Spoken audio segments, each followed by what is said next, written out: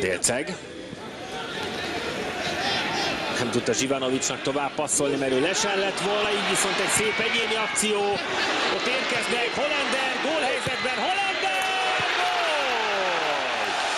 Hollander Filip góljával 1-0-ra vezet a visszavágón is a Budapest Honvéd.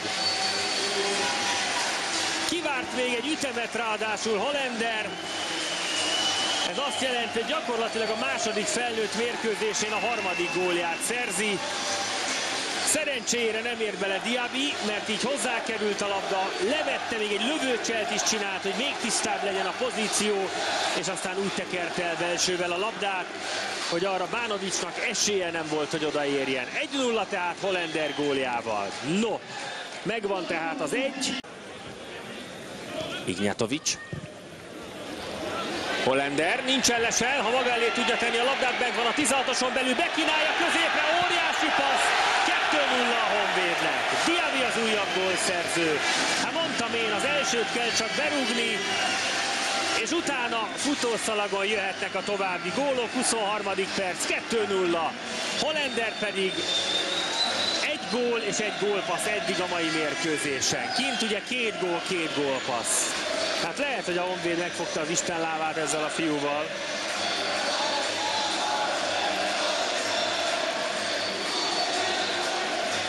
Óriási labdát adott Hollander, és volt szíve oda bepasszolni a labdát, és ha már megtette, akkor hajszál pontosan mindezt persze.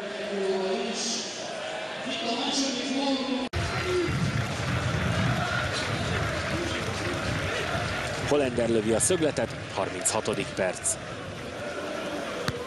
Ott a kipattanó, csak megvan a harmadik. Diarra addig próbálkozott, amíg összejött neki is a gól. 3-0. 36. perc tehát. Diarra és a sok-sok kihagyott helyzet után belő, betalál. 3-0. Hollander a szögletet rúgja. Az egyik védő válláról került oda a labda ráadásul, és ezt már nem hibázza el Diarra. Banovics mozdulni nem tud erre a labdára. Már is itt az újabb Honvéd lehetőség. 11-es. Ez bizony 11-es volt, ez kétség nem fér.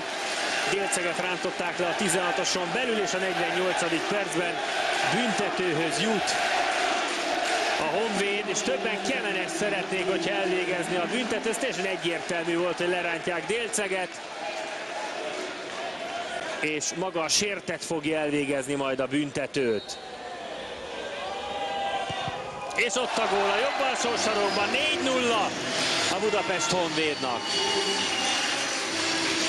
Valakinek hiszen Délceg Gergő egy szívet mutatott az ujjaival.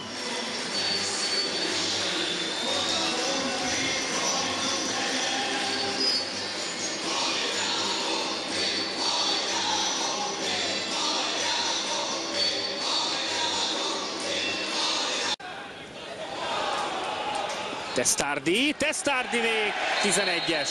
Testardi 11-est harcol ki, a 65. percben lehet, hogy 5-0 lesz a folytatásra. Testardi nagyon erőszakosan ment el az alapvonal felé, és nem hagyta, hogy elválasszák a labdától, remekül fedezte.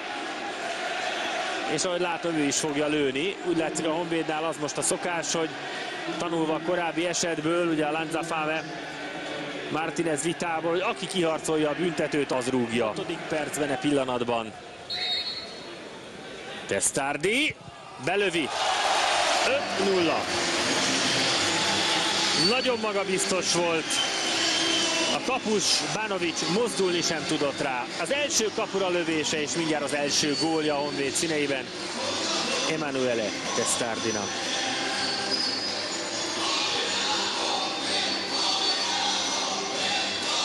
Szép büntető volt.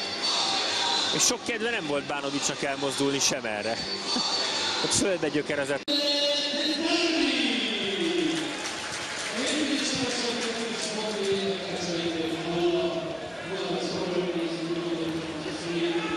Közben Testardi szerzett labdát.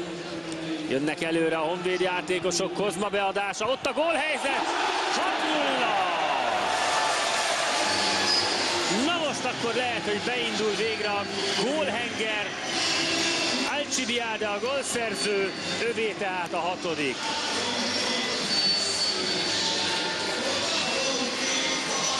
Sokáig nem született gól a második félidőben, aztán most egyre másra jönnek. Alcibiade bekeveredett középre, mintha csak középcsatár lenne, ott is érte a támadás. Nagyon szépen rúgt el. Megvan a 6. gól. Összesítésben 10-1.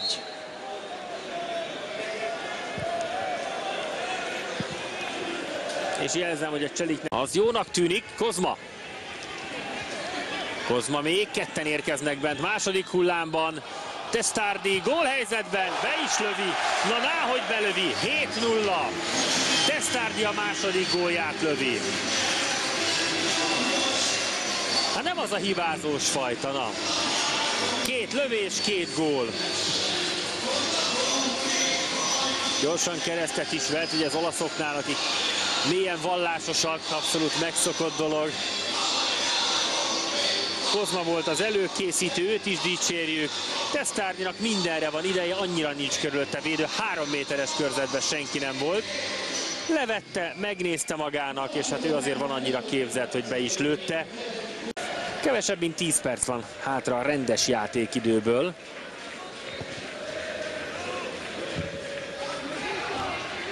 Diarra. Kozma gólhelyzetben. Jaj, de szép. 8-0. Gólt rúgattak tehát Kozmával is. Mindez a 81. percben. Kozmának is az első kapura tartó lövése már is gól. Na meg lesz a 10 a hátralévő 10 perc alatt? Ez a kérdés. Simán meg lehet. 8-0, 12-1 összesítésben. Ez igazi gólparádé. Még akkor is, hogyha hát látjuk, hogy ez a Cselik Nikšić, hát ez nem egy Barcelona, de ez az égvilágon semmit nem vol le a Honvéd érdemeiből. Így saját nevelés. És itt a következő lehetőség. Testardi, ott a 9. És a 3. gólja Testardinak, aki Mester 3-as. Így jut, igaz, nem klasszikus, mert nem egymás után rúgta őket, de akkor is Mester 3-as.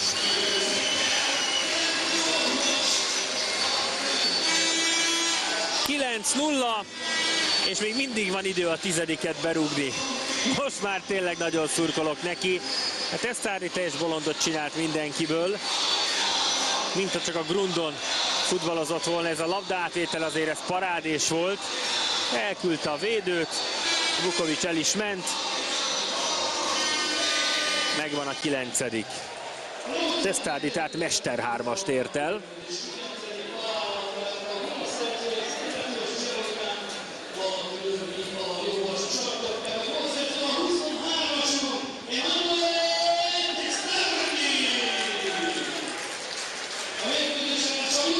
Elvileg 2